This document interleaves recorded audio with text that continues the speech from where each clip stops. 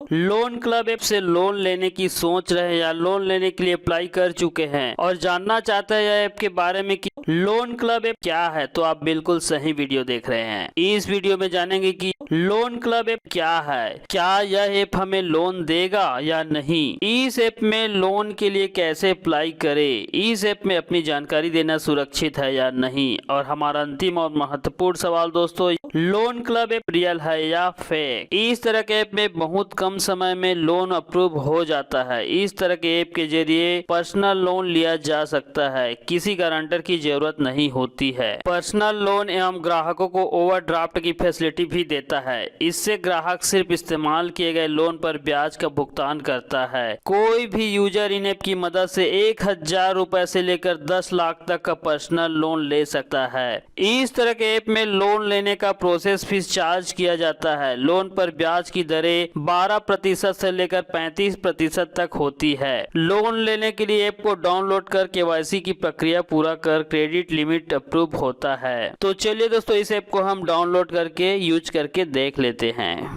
ये रहा दोस्तों लोन क्लब ऐप को मैं पहले से प्ले स्टोर से डाउनलोड करके रखा हूँ दोस्तों। यहाँ से मैं लोन क्लब ऐप को ओपन कर लेता हूँ इस तरह से। देखिए दोस्तों, लोन क्लब ऐप ओपन हो गया दोस्तों। यहाँ पर think to third party SDK, देखिए दोस्तों आपका मेमोरी कार्ड है, उसका एसडीके मतलब ये क्या बोल रहे हैं आपका, देखिए एसडीके के अंदर बहुत कुछ आता है दोस्तों। डाटा हो गया, कॉन्टेक्ट हो गया, कैमरा लोकेशन, इन सबको एक्सेस कर लेंगे बोल रहे हैं। यहाँ पर कॉन्टेक्ट देखिए, इंस्टॉलेड एप्लीकेशन सेम दोस्तों जो अन्य ऐप में परमिशन मांगता है। आपका जितने भी मोबाइल में ऐप इंस्टॉल है उसको यहाँ से इन लोग रीड कर लेंगे इंस्टॉलेड एप्लीकेशन में। कॉन्टेक्ट में आपके फोन बुक में जितने भी कॉन्टेक्ट है उनको भी इन लोग एक्सेस कर लेंगे। यहाँ पर लिंक थर्ड पार्टी एसडीके भी, मतलब आपका ऐप का पैकेज नेम वगैरह होता है उनको भी उन लोग अपने पास रख लेगा।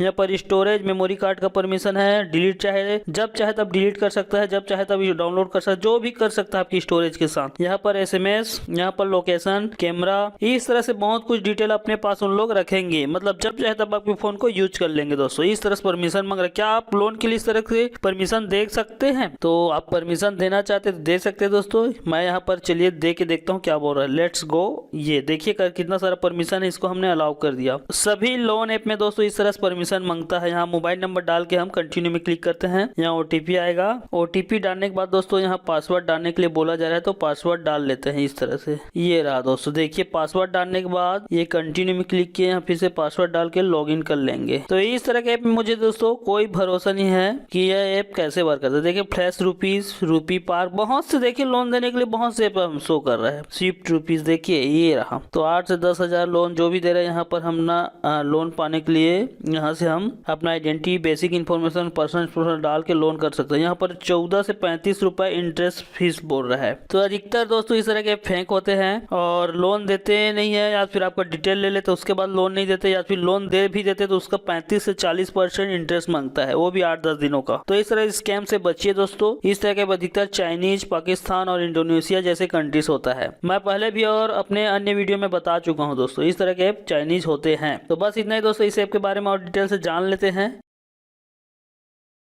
क्या लोन क्लब ऐप हमें लोन देगा? इस तरह के ऐप में हम अपना डिटेल फिल कर अपना डॉक्यूमेंट अपलोड कर देते हैं, जैसे Aadhaar card, PAN card, bank statement. फिर यहाँ हमारा लोन का प्रोसेस अप्रूव के लिए चला जाता है। यहाँ आपका डिटेल लेके कई ऐप आपको लोन नहीं देता, लोन रिजेक्ट कर देता है। वहीं दूसरी ओर ऐसे ऐप होते हैं जो लोन देते हैं। इस तरह के ऐप में अपनी जानकारी देना सुरक्षित है या नहीं? इस तरह के ऐप में अपनी जानकारी देना सुरक्षित नहीं है, क्योंकि भारतीय रिजर्व बैंक ने इस तरह के ऐप को लेकर ग्राहकों को अलर्ट भी किया है। यह असल में पूरा एक रैकेट है जिसमें चीन, इंडोनेशिया के लोग शामिल हैं, जिन्हें आरबीआई से लोन देने का अधिकार नहीं है। इसके बाद भी मिनटों में लोन देने का ऑफर देकर लोगों को फंसा रहा है। ज्यादातर इस तरह के ऐप चीन के होते हैं और उनकी किसी भी बैंक या गैर बैंकिंग से कोई संबंध नहीं है। इस तरह के ऐप में ग्राहक को 3 महीने का बैंक स्टेटमेंट, आधार कार्ड, पैन कार्ड की कॉपी लेकर तुरंत यानी कुछ मिनटों में ही लोन दे दिया जाता है। कई बार इस तरह के कागजात न होने पर भी लोन दे दिया जाता है। जब ग्राहक इस तरह के प्ले स्टोर से डाउनलोड करता है, उसी टाइम यह ऐप ग्राहक से परमिशन लेता है कि ग्राहक का photo, gallery, contact, location, call history, message, इन सभी को रीड कर सके।